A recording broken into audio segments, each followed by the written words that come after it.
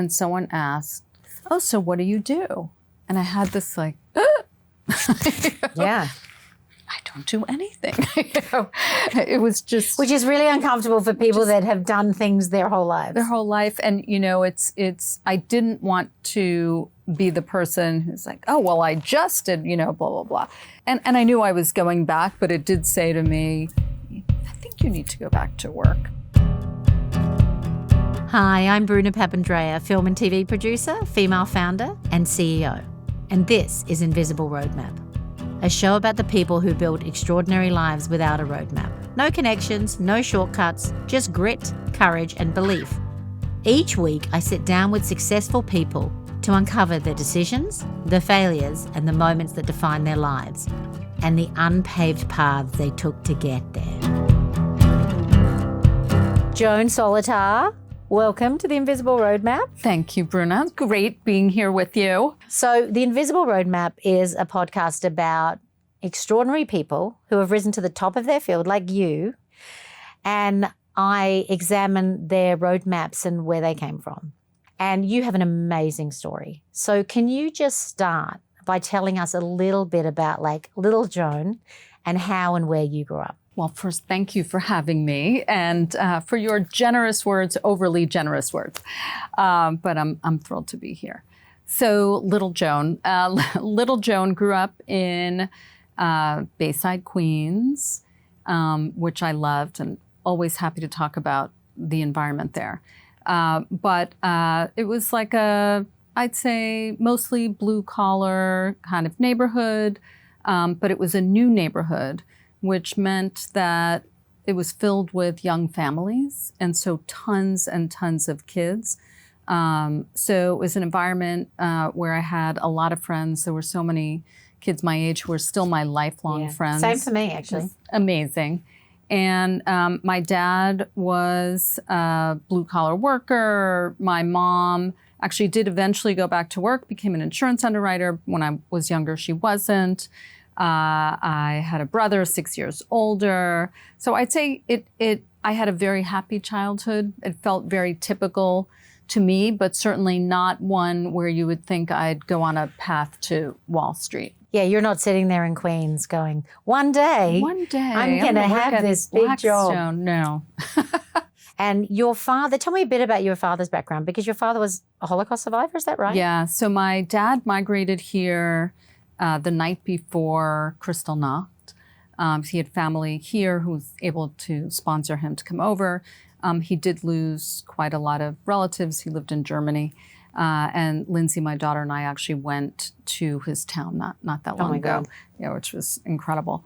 But when he came here, he was 13. My grandparents lost everything, and my grandmother was cleaning houses. My grandfather was working in a fruit store. And so they thought, oh, he needs a vocation. We'll send him to vocational school.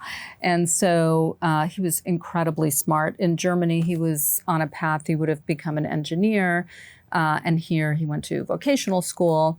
And he was then drafted at 18, sent back to Europe, and particularly because he spoke German, of course. Wow. Yeah, he was an interpreter, which I think means he was an interrogator. And he said by the time he came back, he just needed to earn a living. Yeah.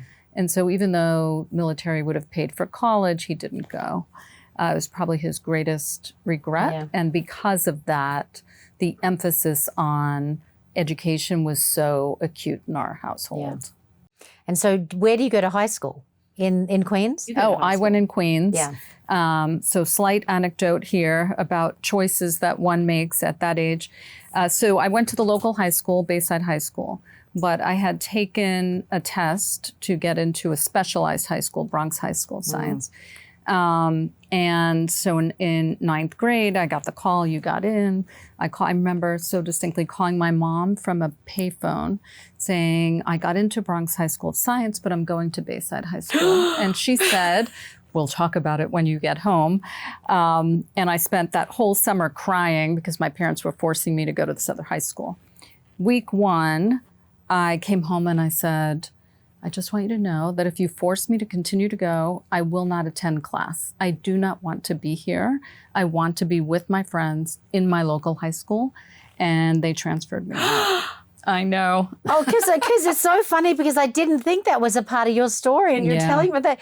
I mean, that's crazy. But that does tell me something, though. That but tells imagine me, you're a parent. Your children are making that decision. Oh, I mean, I have this conversation now. We're in the middle of these conversations, because it's all about, particularly, I mean, particularly at that age, 12, 13, it all becomes about the friendships and, that comfort you feel.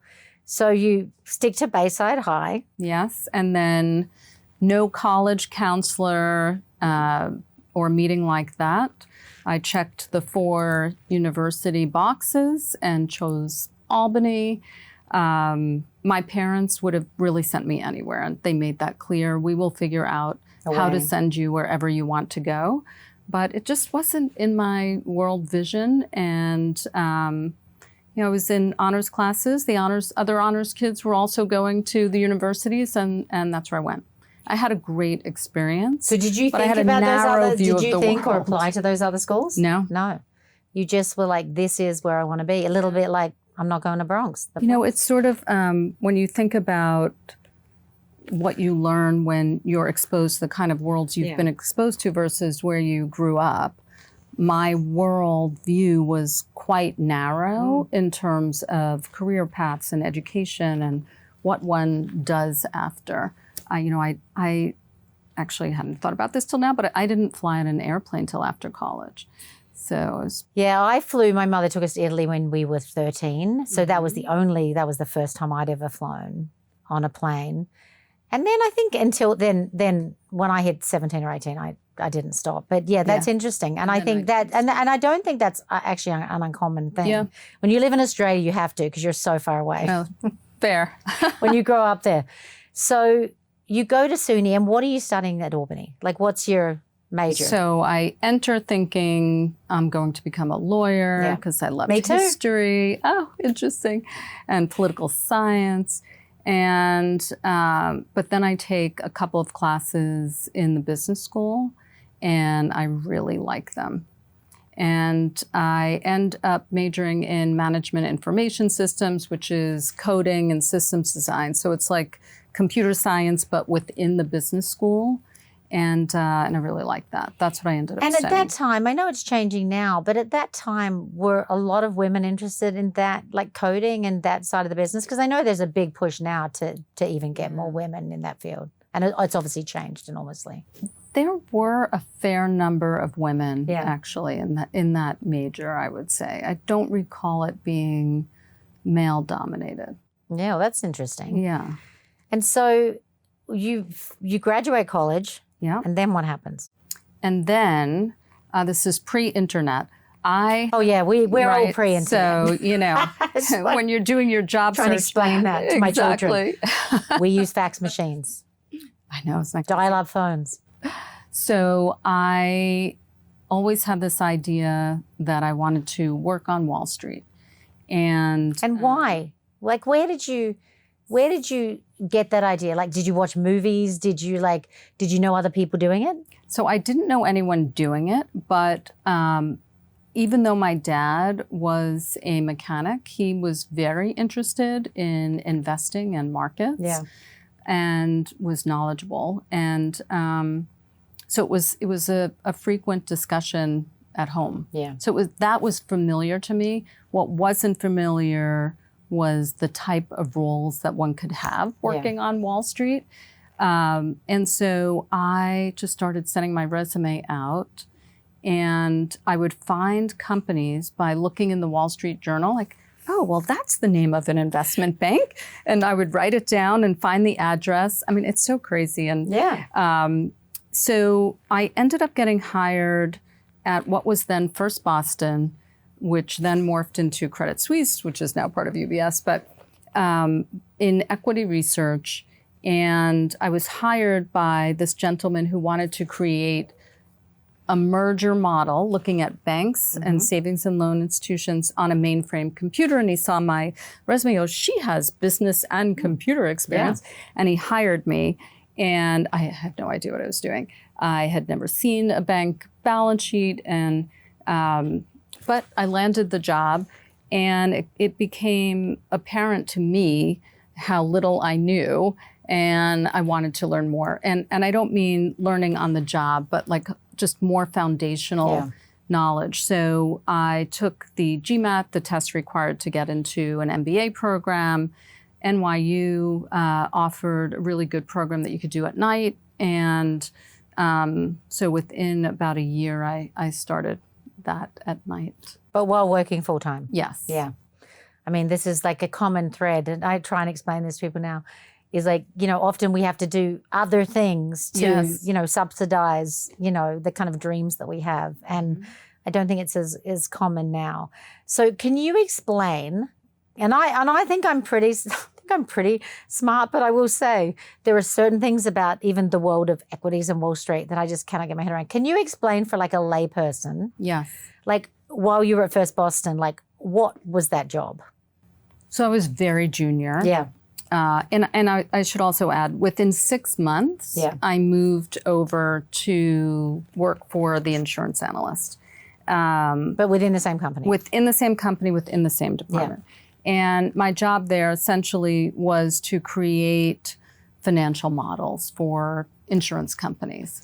Again, I'm dating myself here. Yeah. But you're in good company. My then boss had his models on long form paper. And I was taking them and putting them into Lotus, which was the spreadsheet program that we were using. So it was like balance sheets and cash flows and income statements, and just trying to make sense of 40 insurance companies. So that was my initial job. And then what happened then? What did that morph into? And then, so I'll back up for one moment. I was working for the bank analyst. David Cipher, who was the insurance analyst, had just come back from a dinner. The adage, the harder I work, the luckier I get. This was one of those moments. Yeah. So I was the only one in the office. It was 10 o'clock at night. And he literally just looked at me and said, I need you on my team. He's a smart guy. Right? I mean, purely because I was still there. Yeah. And I did start working for him.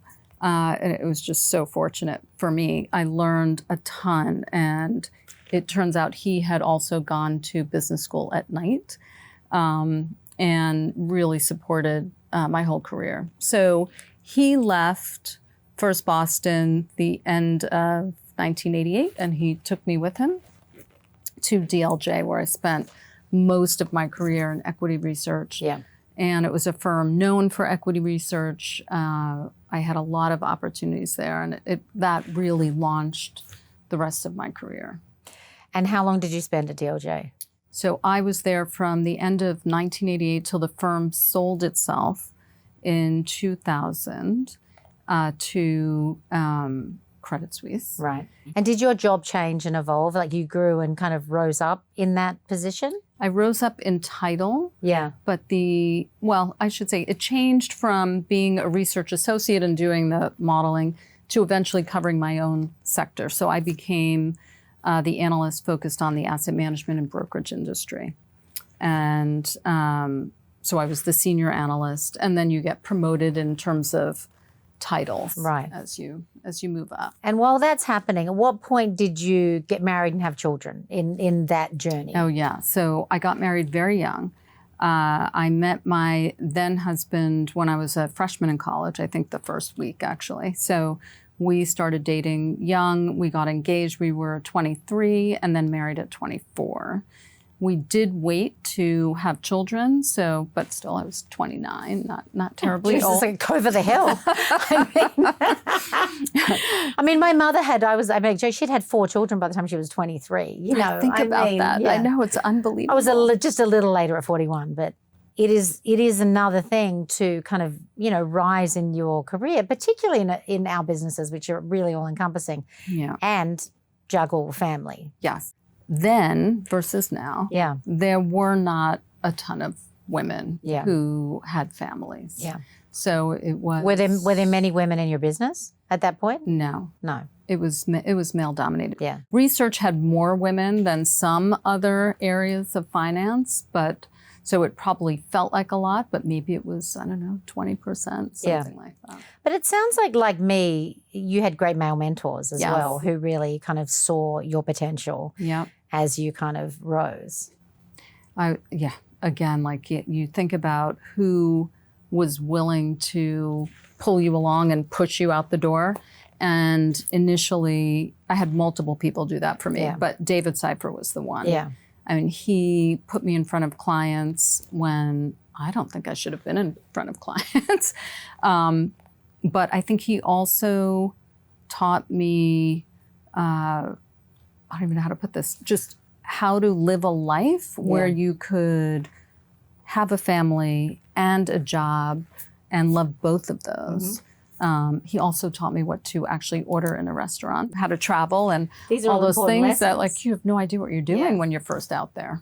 Yeah, and I think that's so, I mean, I love that it was a man that kind of gave you that example. I have the same experience with two amazing male mentors.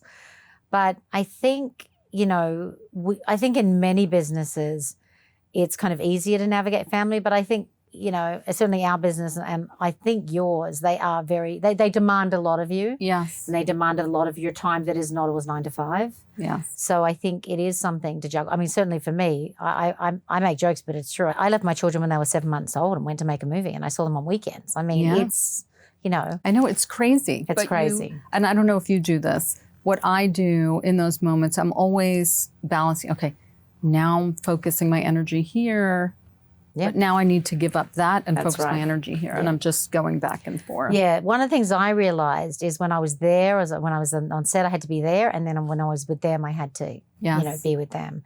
And I think, and look, one of the things, I don't know what you did, but I'm pretty sure we probably had the same philosophy.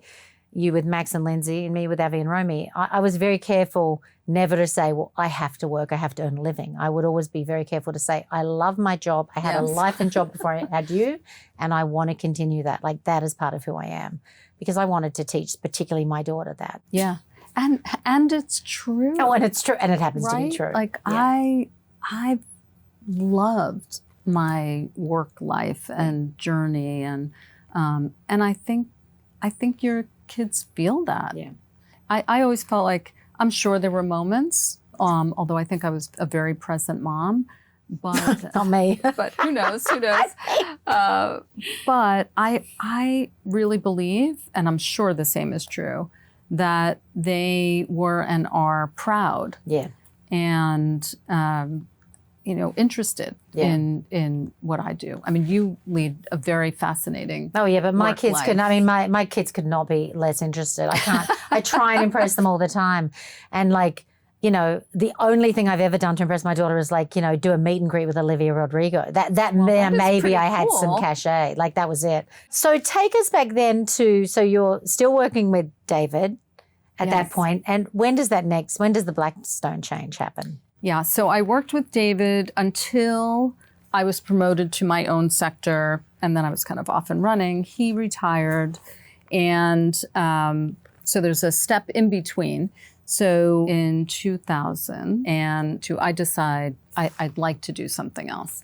And I tell the powers that be at Credit Suisse that I'll stay till the end of the year. It's March, I think, when I tell them.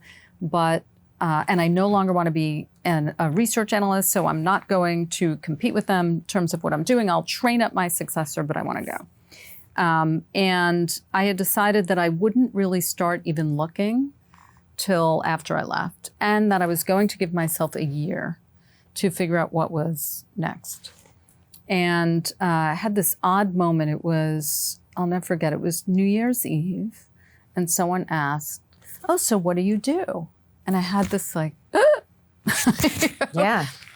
I don't do anything. It was just, which is really uncomfortable for people that have done things their whole lives. Their whole life, and it's. I didn't want to be the person who's like, oh well, I just did, blah blah blah. But and I knew I was going back, but it did say to me, I think you need to go back to work. So I started talking to different firms. In my head, I was going to give myself a lot of time to have all these coffees. And there was an opportunity at Bank of America to be the head of equity research. Actually, at that time, to be an associate director of research. So I went there. I was ultimately the head of equity research. And it was the first time I had managed a big business. They were, at that time, ranked like 11th in equity research. I had come from a top research house. So it was like hiring a team and training people and really forming the infrastructure and all that. It was fun. But after a while, I sort of felt like I wasn't learning anything else. Yeah. So I was there a total of 4 years. I was again starting to think, what's next? And I got a call from Tony James, who was Blackstone's president, telling me we just filed to go public, and actually not asking me to come over. No, because this is, I've heard you talk about this, and it's such a great story. Because if I have the story right, he said, do you know anyone or who might be good for this position? And you said, what about me? Which is only it took 5 steps for me to say that. What I said was, oh, well, I know lots of people. Yeah.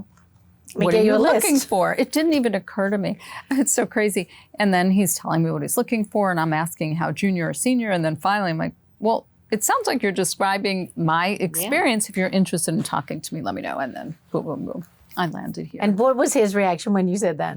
So honestly, if he were sitting here, he would say, no, I really did want to know if you knew anybody who was, and so I came in and I met with a ton of people. And then I met with Tony again, and he said, I hear you keep telling everyone all the things you can't do. And oh my God. Yeah, it was so funny. And I said, well, I don't want false expectations. Yeah. So I just want them to know what my experience is and what I am good at and what I don't have experience in. And I've learned so much. I've been here 18 years. Yeah. But yeah, it was just incredible. But it's so interesting you say that, because I always make this analogy, and so in our business, and this is the difference between women and men, actually, certainly in my experience. Yes. If I have a female screenwriter, they will literally say to me, oh my God, like, would you mind reading my script? I mean, I think it's okay. I don't know, maybe it's, do you mind? And then a man, no matter how talentless he may be, will throw his script in front of me and say, will you read my script? It's amazing. And so I've really experienced this thing, and one of the things that we try and do in our business, particularly with women, is like kind of teach them how to pitch themselves. Yes. Because so much of it's not even a confidence issue, but I think it is.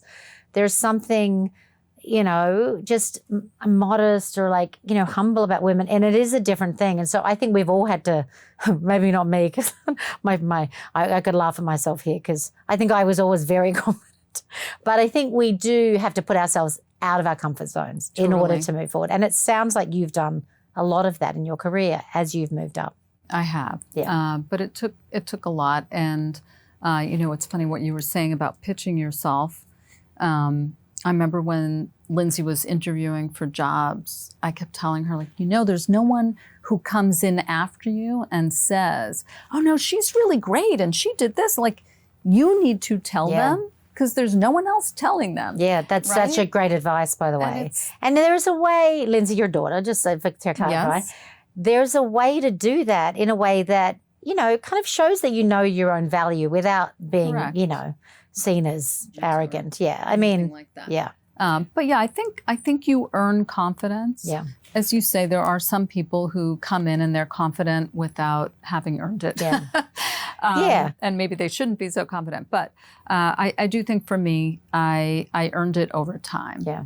So, my first boss, or I guess he really was my second boss, David, had said to me in the earliest days, like, you're building these models. That means you really know the numbers better than everyone else. Yeah. So you're going to be able to answer anyone's questions, but you don't yet have the judgment, and that's going to come over time. With experience, yeah. Yeah, I think that's what you realize. I think it's hard to quantify that with people. I mean, I often sit back now and go, well, even when someone else reads my bio, they're like, and I'm like, whoa, who is that person? Because of course, like with time comes experience. And I think as you get older, you kind of start to kind of take that in. So tell me a little bit about then what your life is and what that job is, because it's a big job. And like, how do you kind of manage that and grow with that opportunity? Yeah, I think it's the best job on Wall Street. It's just been amazing. So my current role, running Blackstone Private Wealth, as you mentioned, what we've essentially done is create funds and products to be able to offer that for financial advisors to present to their clients. And we do that pretty much all over the world. And that's individuals versus And that's institutions. individuals. And that really didn't exist. Yeah. And so when we were first even thinking about developing the business, it was how do we take something that doesn't exist and make it super high quality and ultimately build it into something that's scaled and global. Yeah. I was asked 10 years ago to run it and build it out. So that's what I've been doing. And it is all consuming, to your point. I literally think about it all day long. I do have a life, but I do think about it all day long. And it's also not in one place. Like you have to travel around and the travel. world. But it is, it's just fascinating. It's intellectually interesting. I love my team. There are some amazing people all over the firm that I get to work with and clients. And I don't know, it sort of combined all the elements of what I like. There's the analytical, the social, the business building. There is pressure, of course, that's natural. I think I generally deal with it okay. Yeah. I try not to wear it on my sleeve or rain it down to everyone else. You need on to the feel your team. feet, as my husband would say. Stay grounded. Should we go there? Should we go there? Both feet on the ground. Exactly. Both feet on the ground. And I don't know. It's been a wild, wonderful trip. And am I right in assuming, when I was kind of doing some research to talk to you, the threshold for what, what wealth a private individual needed to have in order to be able to invest in Blackstone was kind of very high. But you've been one of the people who's really supported and excited about that threshold coming down to kind of open up that market for other individuals. Because the premise is pretty simple. It used to be, first of all, many more people had government or company pension funds. Yeah. And those pension funds have a very large allocation to these investments. Today, it's mostly about saving for yourself, and most people did not have access to those investments, which over time have been higher income generating and higher growth. Yeah. So how do you take something that's accessible only to institutions and bring it to individuals? Yeah. And you have to do it. There are a lot of regulations, as there should be, trying to protect interests and all of that. So when we started the business, we were only able to sell products that individuals with $5 million, US dollars or more, could invest in. And there are different requirements around the world, but that's about what it was. Yeah. We then extended to $1 million and above. And, that's continuing to widen. And so the same trends that have happened here, which is more and more individuals want these, is happening in Japan, throughout Asia, in Australia, in Europe, in Latin America, for the same reason. Yeah. You either want income or you want appreciation. Yeah. And you want diversification in your portfolio. And that's what we provide. Yeah, that's amazing. But I think the other piece of it is, and I think what really distinguished us and allowed us to be the biggest by far, is we built it not as a sales organization, but end to end. So everything from the product development at the front end, which is very technical, all the way through to investor services, so very high touch, white glove service. And the analogy I often use is most really great companies either build a great product that's unique, or they change the experience, like a Starbucks and drinking coffee. And what we tried to do was take the great investment material of the firm and then match it with a very unique experience for financial advisors. Yeah, I love that. And is that evolving in a big way with the advent of AI and just technology? Because you must have had to change consistently with. Yeah, it's interesting. I'm hopeful. Yeah. I do think, I don't even know what impact exactly AI will have on our business. other than I know it will. Yeah. And what I hope is that the tools become much better. Already I would say it's useful for analytics and things of that nature, but it hasn't solved for ease of access to these products. So not to get too bogged down, but like you have to fill out a lot of forms. Yeah. It's not like buying a stock or a bond. That hasn't been solved by AI. Most individuals really need to talk to a financial advisor to get an understanding of what their needs are and all of that. I think there are tools that the advisor will ultimately use that will be much better, but I believe there's really no substitute for that tangible for experience. that. Yeah, I totally agree. It's trust. I mean, right? It's not just maximizing return. It's you want your money with someone that's you exactly trust. right. And talk to me about, so one of the things I think that we both share, I mean, there's two things that in your business particularly, I mean, I assumed that again, this whole idea of where people went to school. Mm-hmm. And what I found even in Hollywood, if you can believe it, is I looked at one point at the people I'd hired and I realized every single one of them went to an Ivy League. And I looked at myself and I said, oh my God, I went to a state school and basically had no access point. How can I give that to other people? And so we started hiring differently. Which was a big shift for us, just at the assistant level particularly, because if that wasn't an access point, if you were in Hollywood an assistant and you still went to where was anyone else coming? And so I know you've been a great champion of getting more women in the business and finding those access points. Can you talk a little bit about that and how you've kind of, do you try and do that in your own hiring in terms of where people went to school? We recruit from anywhere. The number of applicants, they come online, they do all sorts of online interview initially and go through the process. So it's a pretty diverse group. I also do spend time on the Albany campus where I went to school. And I don't know if you feel this way, but I think back, I consider myself the accidental tourist, that what I was really lacking was guidance.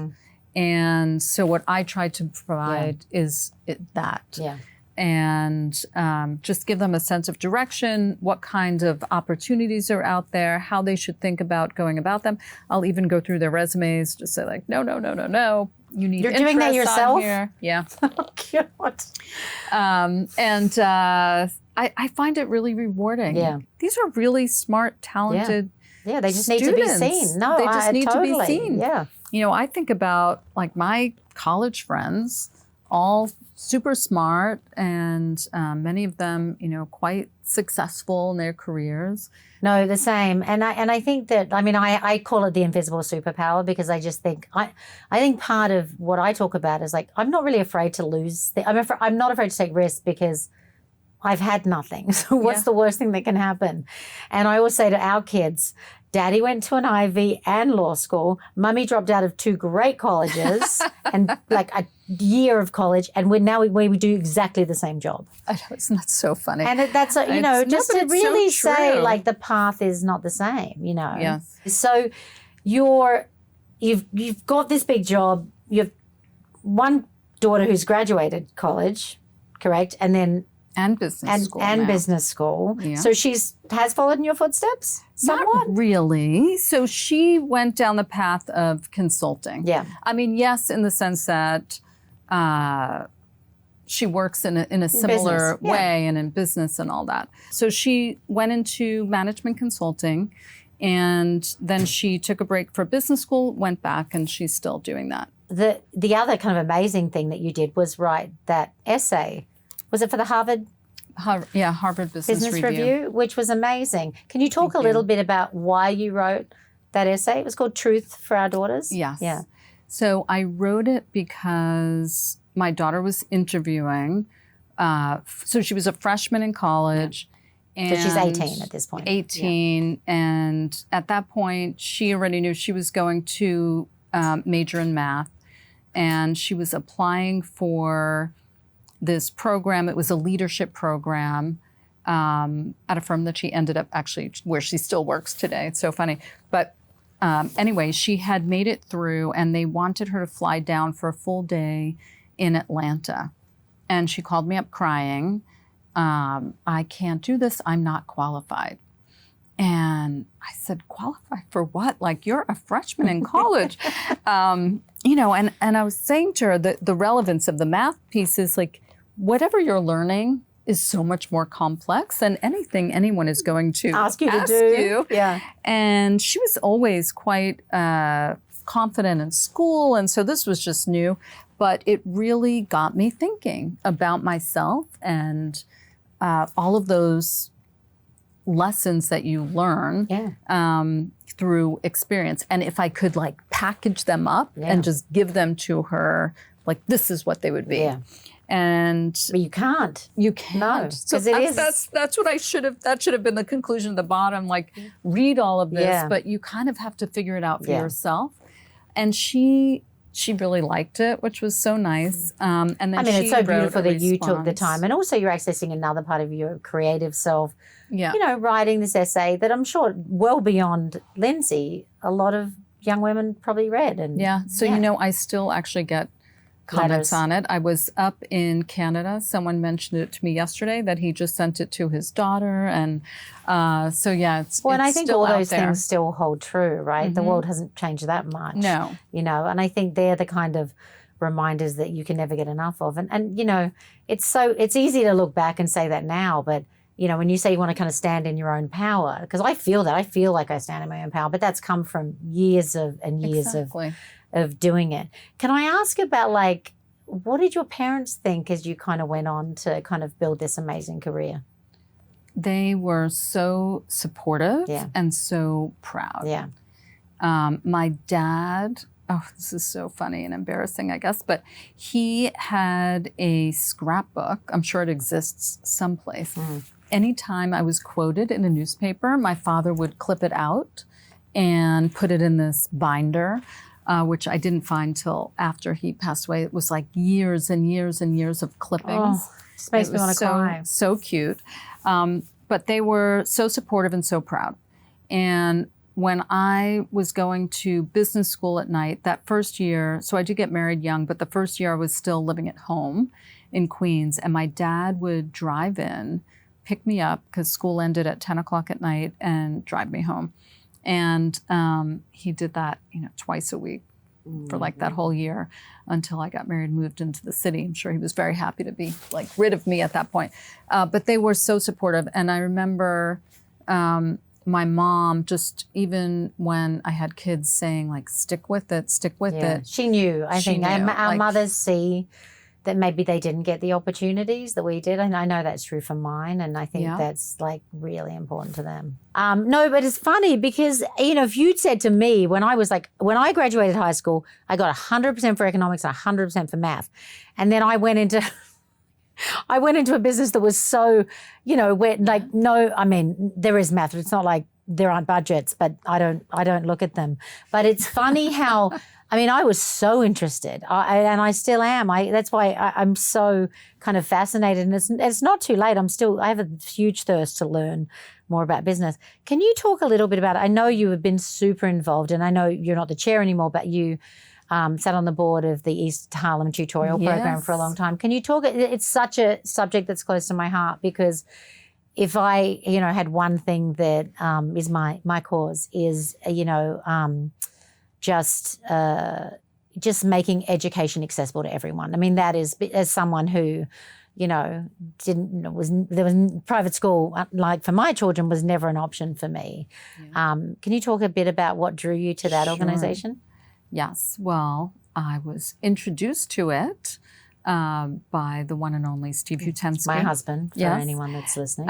Who was on the board. And what resonated with me was that these kids also just had no guidance, and that EHTP was able to, at that time, provide after-school enrichment. It was literacy-based, and they were serving probably the poorest community in Manhattan. Yeah. So the program has evolved so much since then to now schools and serving, not just after school, but preschool through high school and continuing on with students even after that. It's it's really pretty amazing. But many of the students, actually from the high school scholars program, most of them wind their way into college, like the vast majority, and graduate. And but again, if you can provide and open the aperture, like here are opportunities outside of East Harlem, outside of New York. Let's take you on college campuses. Let's help you prep for SATs. Let's think about different ways that you could have internships and jobs and opportunities to be a tutor yourself, and kind of on and on. Like you're giving someone an opportunity. I mean, you're literally changing people's lives. You're changing people's lives. It's like, it's incredible. It's like, I think sometimes we all get so caught up in like sometimes doing nothing because the problems are so big.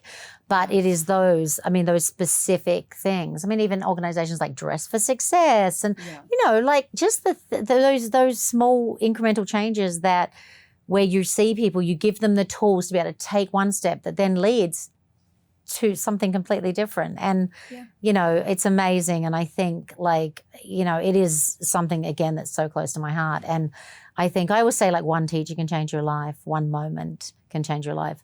So on that note, I always ask 2 questions at the end of the podcast. Okay. The first one is, what would you say to your 18-year-old self? Not advice, or just what would you say to her? Yeah. I think I would say to my 18-year-old self, there is a very wide world out there.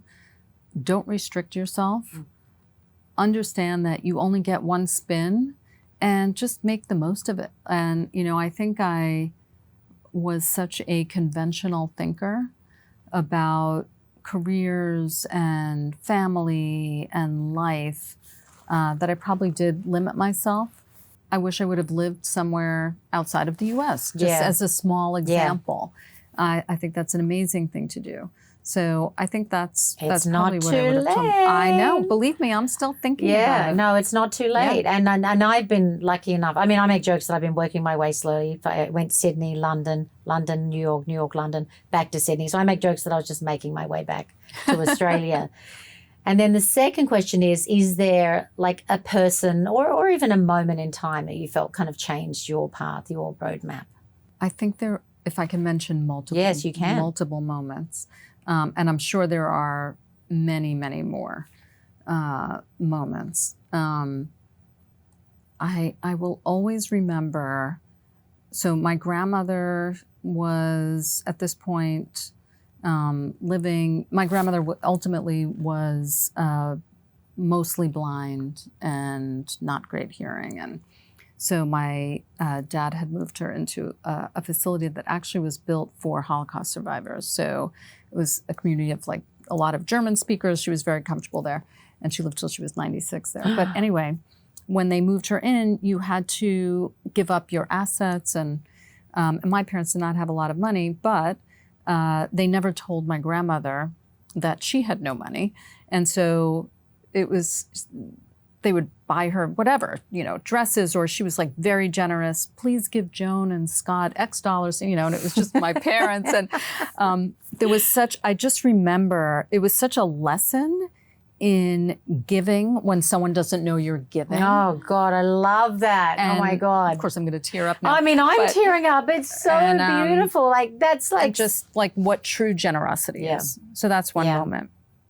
The second moment, I'm so curious if you felt the same. Literally the moment Lindsay was born, I remember thinking, wow, this is like what my parents felt. It was like overwhelming to me. But then the second emotion, which wasn't that day, but followed, was like a fear and anxiety that I had never had in my life. That first business trip, I was sitting on the plane thinking, my gosh, I've never thought of what if something happens, on the plane. And it's funny because my kids don't think I'm an optimist, whereas I think I'm an optimist.